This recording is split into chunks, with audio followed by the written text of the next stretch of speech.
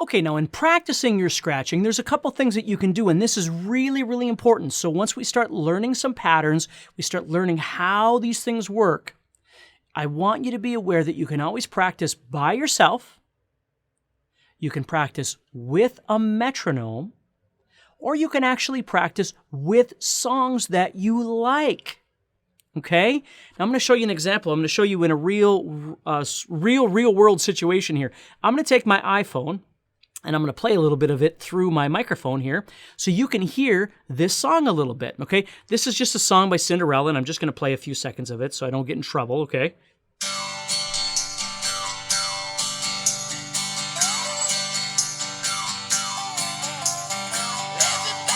Now, in listening to a song, the first thing we find is, where do we tap our foot or our hand?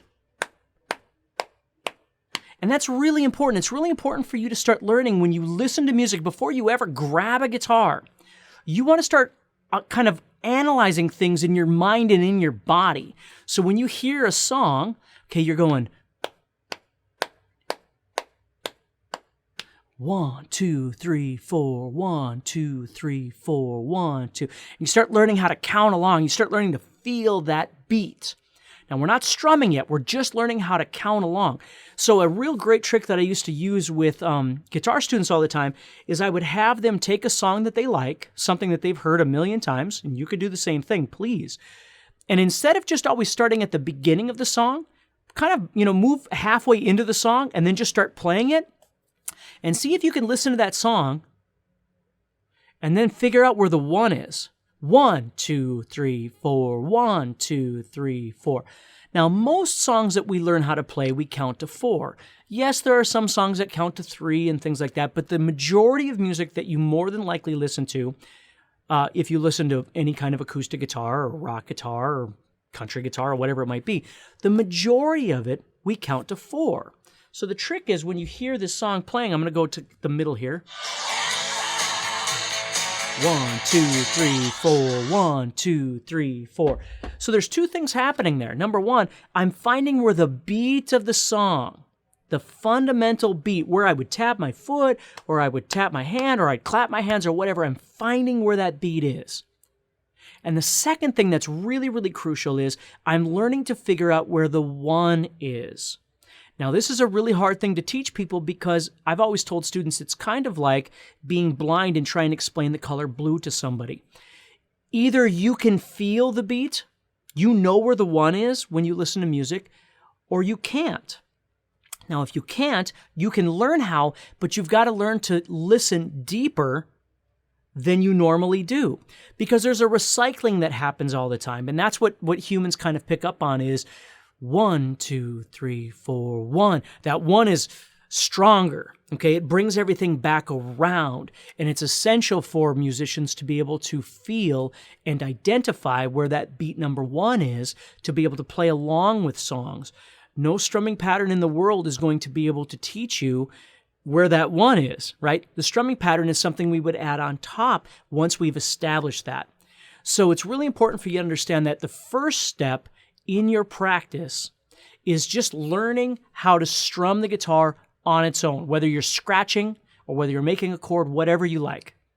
Okay? The next thing is learning how to strum along with songs that you like. And at this point, I always teach people the first thing is learn how to listen to the song, find where that beat is, where you tap your hand, right? Find where that is.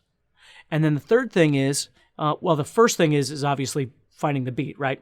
So you can listen to the song, we can call that first, but really the first thing is learning how to tap your hand or tap your foot or clap your hands or whatever it is to the beat of that song.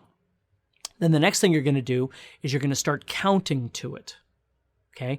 1, 2, 3, 4, 1. And you might need to start the song at the very beginning and do it a few times. And then start at the middle and see if you can find it. Some people find it right away. Some people it takes a little while.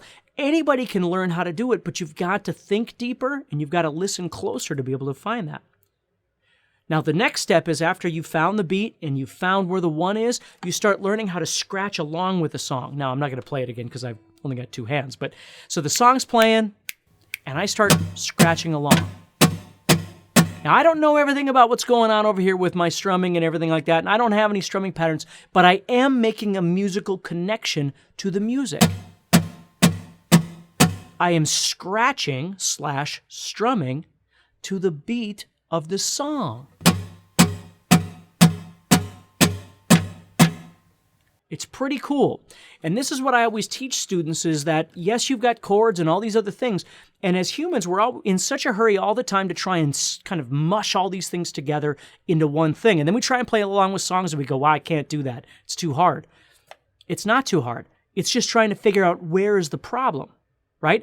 If you don't really know this chord, or you don't really know how the song goes, or you don't really know where these chord changes are, or you can't really feel the beat, it's gonna fall apart at some point because there's all kinds of little things happening within the song. Now, our conversation isn't about the chords and all of those sorts of things. Those are other conversations. Our discussion is about that beat, being able to listen to that song and identify, just like a drummer would, or just like if you were dancing along or whatever it might be, finding where that beat is. Then the next step is to start learning how to count along. Find the one. And you might need someone to help you. If you've never done it before, maybe you've got somebody that lives in your house or lives nearby that can come over and give you a hand with this to start working on this. Make it a team project. There's nothing wrong with that. And then the third thing is you just start trying to convert that idea into these strums. Now, we're going to talk about down strumming and alternate strumming and all sorts of different things. But right now, you're just learning how to make some sound. You're getting comfortable with your arm. You're trying to strum over that sound hole. You're trying to hold onto that guitar pick without it falling inside your guitar or hitting somebody in the face with it, right? All these different things are all happening. And that in itself is enough to practice for a while until you get used to it. One of the greatest things that I love to do is I'll drive in my car, or, I'll be going on a trip somewhere, or I'll be traveling for business or whatever it might be. And when I listen to music in the car, my guitar isn't anywhere near me. I'm driving. But I'm always listening to the music, and I'm always figuring out where the beat would be and how I would be strumming it and what's going on inside that song and all these different things. I'm analyzing it as I drive because it's just something that I do. I don't really just have music on and then, I'm always listening to it. And it's just something you get used to after a while. And it's a really, really, really incredibly helpful and important part of your practice. Number one, learning how to listen and figure out what you're going to do. It's preparation, which is why it's in this part of the guitar course. But I'm telling you, it's one of the most important things that you can learn how to do. Everybody always grabs a guitar and goes, I'm telling you, spend quality time learning how to do that.